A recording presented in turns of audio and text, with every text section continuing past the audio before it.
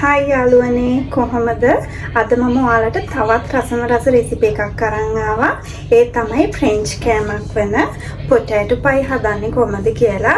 මේ බලන්න මේක හරිම රසවත්. ඒ වගේම ඉක්මනින් හදා ගන්න පුළුවන් ඔයාලට. ක්‍රන්චි රසට කන්න කැමති ඔයාලට මේක අමුතුම රසයක්.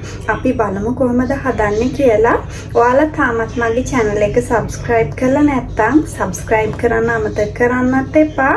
මේ වීඩියෝ එක ඉවර වෙනකන් දිගටම රැඳී සිටින්න. අපි එහෙනම් බලමු කොහොමද මේක හදන්නේ කියලා.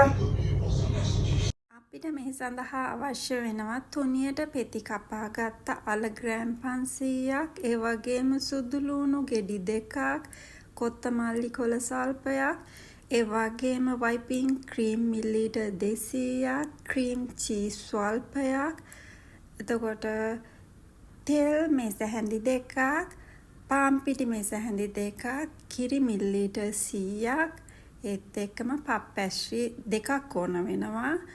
ලුණු සල්පයක් සහ ගම්මිරි සල්පයක් ද අපිට මේ සඳහා අවශ්‍ය වෙනවා. ඒ වගේම අපේ පොටැටෝ පයි එක හදන්න භාජනයක් මෙන්න මේ ආකාරයේ. මේ තමයි අපිට ඕන වෙන අමුද්‍රව්‍ය ටික.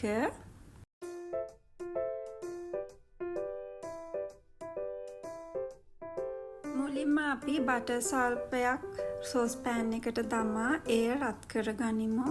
තප්පර 30ක් විතර යනකොට බටර් ටික මෙන්න මේ ආකාරයෙන් රත් වෙනවා. ඉන්පසු පාන් පිටි එයට එකතු කර එය විනාඩියක් පමණ හොඳින් මිශ්‍ර කරගන්න. සෝස් එකක් ආකාරයෙන් එන තෙක්ම ඔයාලා හොඳට මිශ්‍ර කරගන්න.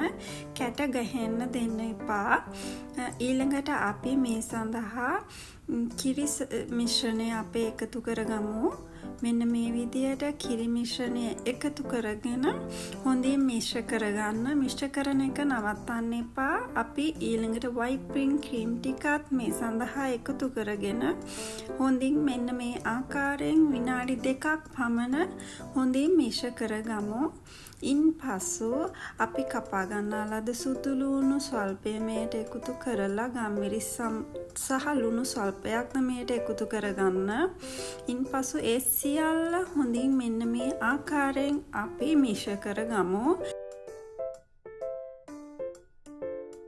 මිශ්‍රණය ඝන වුණයින් පසු අපි කපා ගන්නා ලද අල පෙති සියල්ලම ඒ මිශ්‍රණයට අපි එකතු කරගමු. ඉන්පසු අල සහ අපි හදා ගන්නා ලද සෝස් එක හොඳට මිශ්‍ර කරගන්න ඕනි මෙන්න මේ ආකාරයෙන්. අපි ඉන්පසු මෙය වසා තබා විනාඩි 2ක් පමණ හොඳින් පිස ගන්න ඕනි.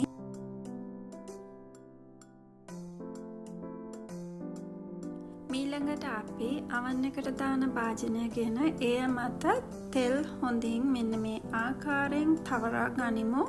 ඉන්පසු පප්පේෂි එක ඒ මත මෙන්න මේ ආකාරයට අතුර ගන්න. ගෑරපුවක් ගෙන පප්පේෂිය මත මෙන්න මේ ආකාරයෙන් සිහින් සිදුරු කීපයක් තබා ගනිමු. ඉන්පසු අපි සාදා ගන්නා ලද අල මිශ්‍රණය අපි පප්පේෂිය මතට එකතු කරගන්න ඕනි. ඉන්පසු කොත්තමල්ලි කොළ සල්පය මේ මතට එකතු කරගෙන ගම්බිරිස් සහ ලුණු කුඩු සල්පයක්ද ඒ මතට මෙන්න මේ ආකාරයෙන් එකතු කරගෙන අපේ අනිත් පප්පේෂි ෂීට් එකෙන් අපි මෙන්න මේ වගේ වසා ගනිමු. එය මත සිහින් සිදුරු තබන්න. එය හොඳින් වාෂ්ප පිටතට යන තෙක්ම මෙන්න මේ ආකාරයට අපි දැන් මෙය අවන් එක මතට දමා විනාඩි 20ක් පමණ කාලයක් අවන් එක මත තැබිය යුතුයි. විනාඩි 20කින් පසු ඔයාලට පේනවා මෙන්න මේ ආකාරයට අපේ පොටැටෝ පයි එක තියෙනවා.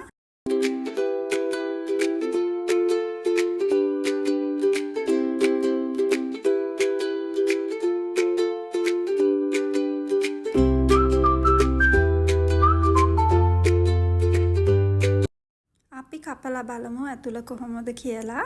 ඔයාලා තාමත් මගේ channel එක subscribe කරලා නැත්නම් subscribe කරන්න අමතක කරන්නත් එපා. තවත් අලුත් වීඩියෝ එකකින් නැවත හමු වෙමු.